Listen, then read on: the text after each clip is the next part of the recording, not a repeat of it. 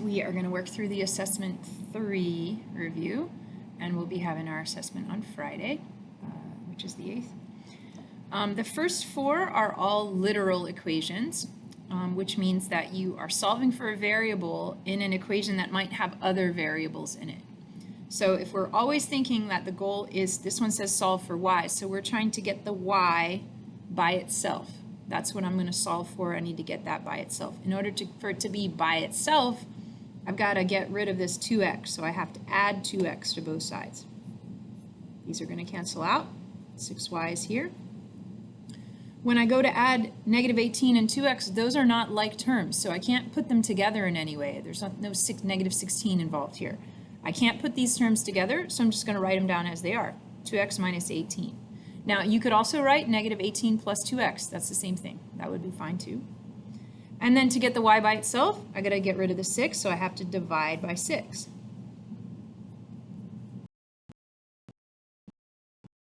The 6 goes with both the 2x and the 18, so I'm going to write this 2/6x.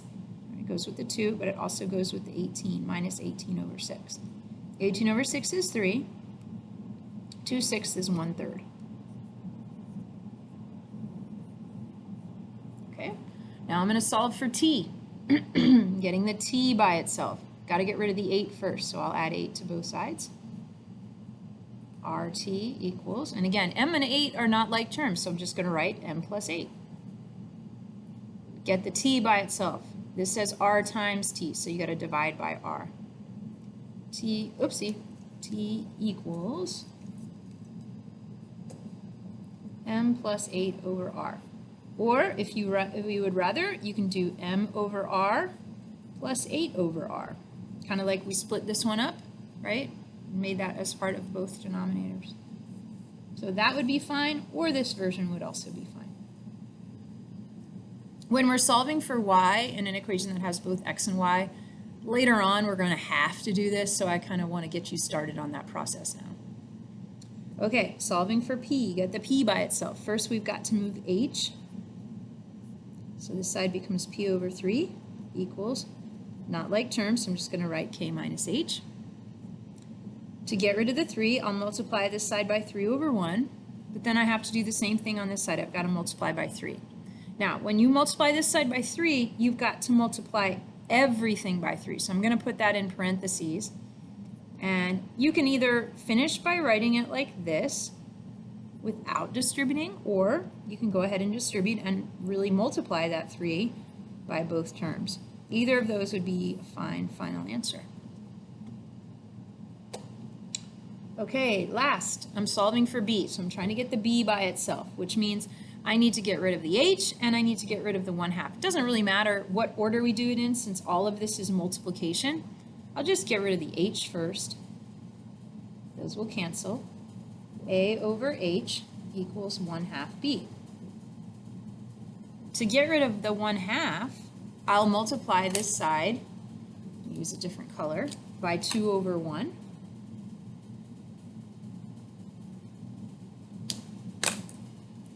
One half times 2 over 1 is just 1, so that 1/2 times 2 over 1, so this side is b. And this side will get 2a, 2 times a is 2a, 1 times h is h.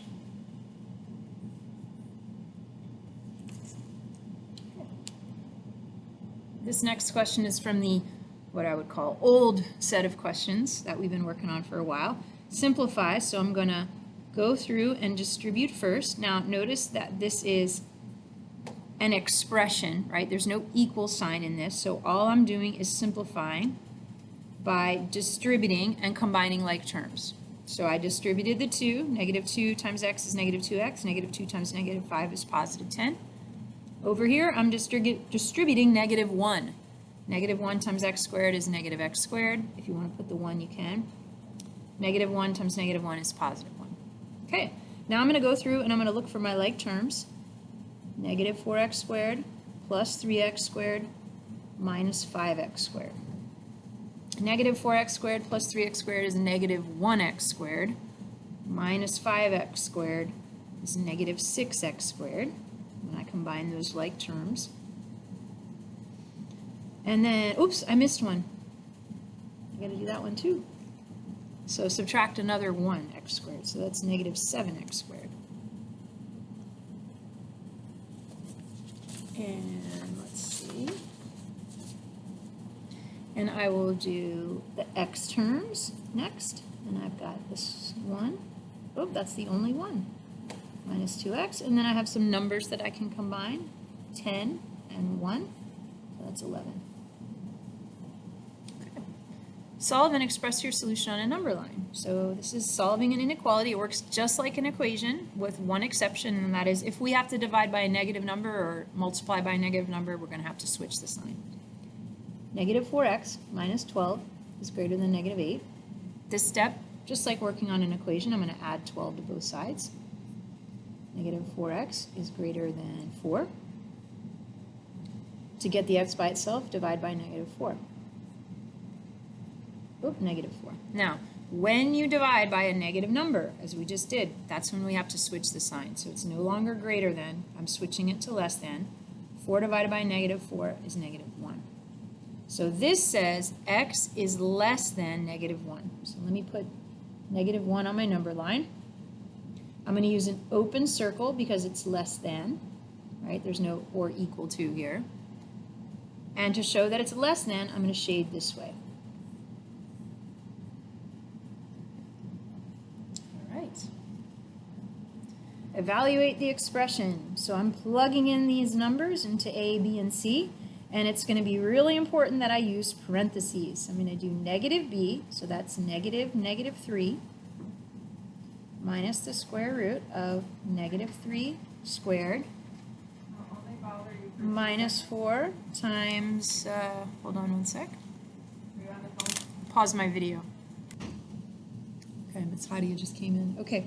So let's see, b squared, I use parentheses, minus 4 times a, I'll put the 2 there, times c, negative 5, all over 2a, which is 2 times 2. Okay, so everywhere that a variable was, I just took out that variable, I replaced it with a number in parentheses. Okay, now this here, this square root is like a group. So the first thing that I need to do is work within that group, right? I'm going to have to figure out what is negative 3 squared minus 4 times 2 times negative 5. So everything else I'm just going to kind of copy down. And within that group, I have to figure out, I have to do the exponent. So within the group, I also have to follow the order of operations. Within this group, I have to do negative 3 squared first, and that's 9.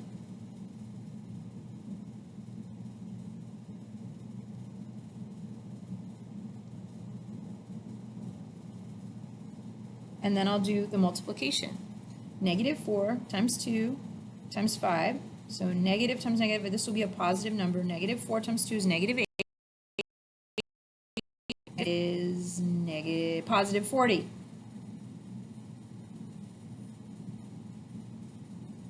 Okay, I see 9 plus 4, that's 49. The square root of 49 is 7. So I can do negative 3 minus 7 over 2 times 2. I'll come up here to finish it. Oh. Negative 3 means positive 3. Now I'm doing the multiplication in the numerator and the denominator, because this is negative 1 times negative 3. 3 minus 7 is negative 4 over 4, which is negative 1. Now remember, this is just simplifying an expression, so it's not like x equals negative 1. I've just simplified this thing completely, and the result is negative 1. Okay, Emma's ordering 13 pizzas for a big party. Remember big parties. Restaurant charges a flat fee of $6 for delivery no matter how many pizzas are ordered. If the total cost, including delivery, is $168.50, how much does each pizza cost? Okay, so the variable is the one thing that I don't know in this problem, and that's how much one pizza costs. Cost of one pizza. Okay, write and solve an equation. All right, so I know that Emma ordered 13 pizzas. Each one costs P dollars. So 13 times P, And there's also a delivery fee of $6, right? When I add those together, this is the cost of the pizzas, this is the cost of the delivery, was $168.50. All right, like any other equation, I'm going to subtract 6. 13p equals 162.50, and then divide both sides by 13. So p is, I would need a calculator. I don't know what 162.50 divided by 13 is. Let's see. 162.50 divided by 13. 12.5. Answer the question, how much does each pizza cost? Each pizza costs $12.50.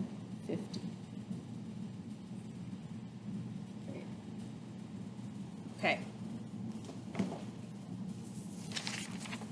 To the back. All right, we're going to solve this equation. I'm going to start by distributing. Negative 8x plus 20, 5x plus 10. Now, I see a lot of folks putting a line down the middle, and I think that's a good idea, especially when you have to combine like terms. You can only combine like terms that are on the same side of the equal sign. So I can put together 5x and negative 13x, and I'll get negative 8x. And I can put together 10 and 10 and get 20. And, you know, as always, if you want to do this to mark off your like terms, do that. You know, those are my like terms. I'm going to put those together. Okay, we've got to get the variables to one side. So I'll go ahead and add 8x to both sides. And these will cancel. I'm left with 20 over here.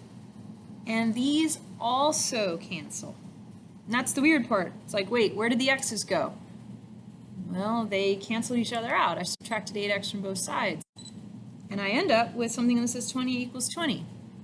Now, that doesn't mean the solution is 20, right? It doesn't say x equals 20. It says 20 equals 20. 20 equals 20 is always true. So that is a sign to me, that is a clue that the solution is either you can write all real numbers, or you can write infinitely many solutions. And infinitely many solutions just means that no matter, they mean the same thing. They both mean the same thing. No matter what number we plug in, it's going to work. It's going to be a true statement. So I could start by plugging in 1, for instance. I'm just checking a number here. So I'm going to plug in 1, and I'm going to see if it works. So this is 2 minus 5, so that's negative 3. 5 times 3 minus 13 times 1. So this is 12 equals 15 minus 13 plus 10. 12 equals, well, 15 minus 13 is 2, plus 10 is 12. Haha, it works. So I just randomly picked 1. You could plug in 5, it would work too. You could plug in 100, it would also work. Any number will work for this problem because when you get to the end, if it's, you know, if they're equal, the sides are equal to each other or the x's have disappeared, you get all real numbers. Infinitely many solutions. That's 2 ways to say the same thing. Okay? Next, I'm going to do distributing again. 2/3 times 9x. Well, I need to go to the margins here to do 2/3 times 9 over 1. Whoopsie, so you can see it. And I get 18 over 3, so that's 6. 6x. And then I'll use the margins again to do 2/3 times 6. Well, negative 6. And that's negative 12 over 3, which is negative 4. Positive 6x. Negative 2 times negative 4 is positive 8. Okay, I'll move the 6x's. Same kind of weird thing happening in that they're canceling out on both sides. And I get negative 4 equals 8. Well, this is something, you know, this finale, very different from this one. This makes no sense. Negative 4 can never be equal to 8. Not possible. So this is telling you, it's not telling you that the solutions are negative 4 and 8. It's telling you that there are no solutions.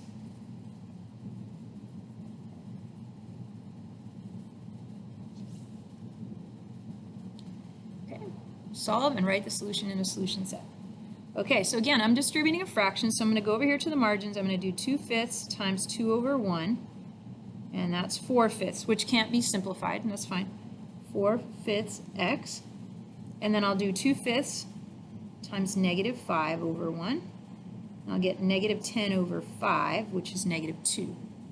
So -2 equals 6. Okay, I'm trying to get the x by itself, so I got to add 2 to both sides. 4/5 x equals 8.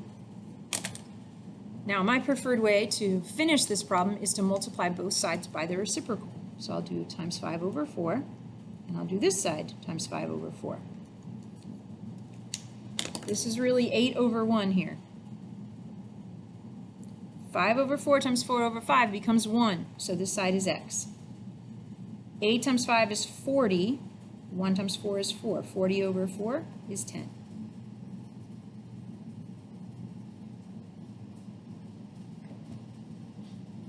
Solve and express your solution on a number line. So solving just like an equation, I'll start by adding 1. I get x over 3 is less than or equal to -4 plus 1 is -3. To get the x by itself, I've got to multiply both sides by 3 over 1, or just by 3. You can write it as a fraction if you want. These 3's will cancel, and I'm left with x on this side. Now, I don't have to flip the sign because I'm multiplying by a positive number. So I don't need to flip the sign. I just multiply by positive 3, no big deal. -3 times 3 is -9. This says x is less than or equal to -9. So I'm going to go put -9 on my number line. Less than or equal to -9. I'll use a closed circle because it's or equal to. And I'm going to show less than. I'm going to check and make sure we did the last one. I was right. I wanted to check and make sure I shaded the last one correctly. Okay, now this is our newest type of equation, an absolute value equation. Absolute value equations, you have to isolate the absolute value part first. So I'm going to isolate that. If you're not sure how to do that, just think that this absolute value, it's kind of like this problem, 2a equals 18. Instead of the absolute value, I put an a there. I got to get that part by itself because you cannot distribute through the bars. To do that, I would divide by 2. So that's what I do here, divide by 2. Absolute value of x minus 6 equals 9. Okay, once I have the absolute value isolated, I have to consider that there's going to be 2 solutions for these absolute values. We saw that pattern in class. X minus 6 equals 9 is my first equation, or x minus 6 equals -9. Add 6. X is 15. Add 6. X is -3. 15, -3. So you can check this by plugging it in. 15 minus 6 is 9. 2 times the absolute value of 9 is 18. Put -3 in. -3 minus 6 is -9. But the absolute value of -9 is +9. 2 times +9 is 18. Okay? Next, we're going to solve here. 4 plus the absolute value of x plus 5 equals 20. And again, I'm trying to get this part by itself. So if it helps you, think about, hey, what would I do for this problem? 4 plus a equals 20. Well, what I would do there is I would solve by subtracting 4. So that's what I do here. Absolute value of x plus 5 equals 16. I'm going to write 2 equations. The first one is just like the original, and the second one, I'll set it equal to -16. Subtract 5 from both sides. X equals 11. Subtract 5 from both sides. X equals -21.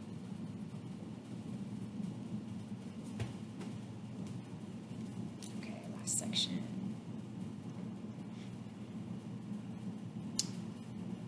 Rewrite each English expression as an algebraic expression. 3 less than the product of 4 and a number. So anytime I see a number, I can use x or n or whatever variable you want. 3 less than means we're going to subtract 3 at the end. Product means multiplication. The product of 4 and a number is 4n, and 3 less than that means we subtract 3 from it. 1/3 of the sum of 8 and a number. Sum means I'm adding 8 and a number. 1/3 means I'm taking 1/3 of that, or I'm multiplying it by 1/3. That's an n.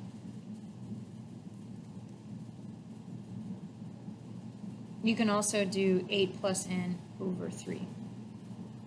Dividing or multiplying by 1/3 is the same thing as dividing by 3. The quotient of a number in 2 increased by 4. The quotient of a number in 2, quotient means division, increased by 4, so add 4.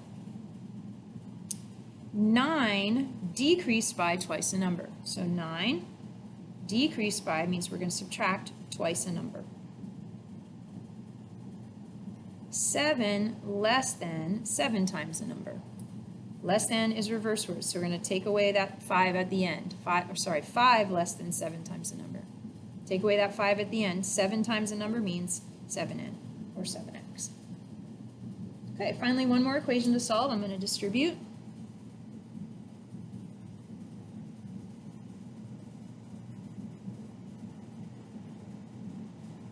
And then combine like terms. Only combine the like terms on the same side of the equal sign. So 10x minus 3 equals 5x, and these are like terms, negative 10 and positive 9, so minus 1. Now I need all the variables on one side, so I'm going to subtract 5x from both sides. And I get 5x minus 3 equals negative 1, and I'll add 3 to both sides. And I'll get 5x equals 2. And then I'll divide by 5. And I get x equals 2/5.